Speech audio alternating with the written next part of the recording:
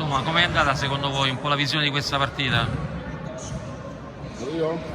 Allora, buonasera a tutti, partita diciamo di sacrificio perché abbiamo parecchi infortunati, già sono 2 match che abbiamo parecchi infortunati, Che oggi altri 2. anche oggi sì, altri 2, uno proprio nella gara, Nardo, Uno riscaldamento. e riscaldamento. Soddisfazione dei miei ragazzi sì. Soddisfazione dei miei ragazzi sì, soddisfazione del match pure perché diciamo che il Velletri è una squadra come le altre, non ha niente di particolare. Che dire, arbitraggio L'uomo in più del Velletri, dai. È stato l'uomo in più. 8-3.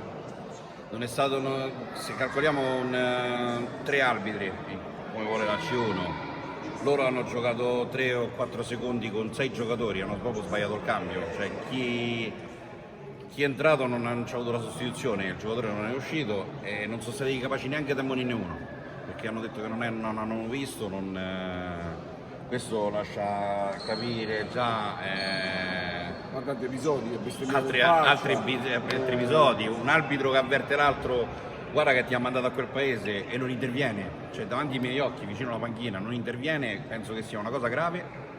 Sono fiducioso perché adesso sono chiusi nello spogliatoio con il commissario di campo, responsabile degli arbitri, non so chi sia, perciò sono fiducioso che questi 3 ragazzi oggi sfortunati speriamo di non vederli più, oppure trovarli più avanti quando la maturazione, perché non solo noi dirigenti e i giocatori devono maturare, ma anche gli arbitri, perciò speriamo di rincontrarli più avanti, magari maturati.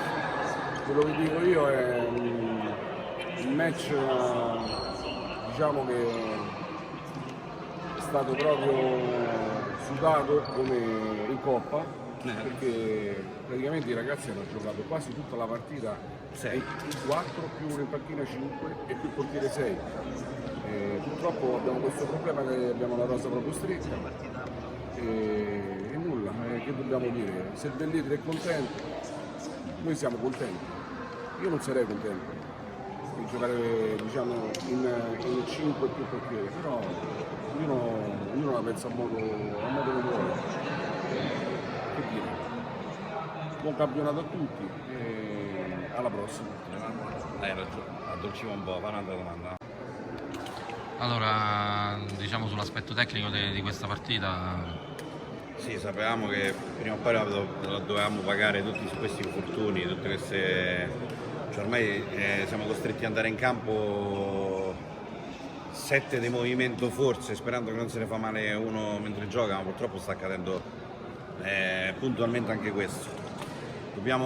Chi deve riposare riposi, chi deve lavorare lavori e noi siamo fiduciosi perché comunque il carattere anche oggi l'abbiamo fatto vedere, anche se col portiere del movimento siamo riusciti a ciuffare un pareggio e poi la stanchezza ci ha fatto prendere quel 5-4 e poi va bene, il 6-4 finale, palla persa sull'ennesimo portiere del movimento.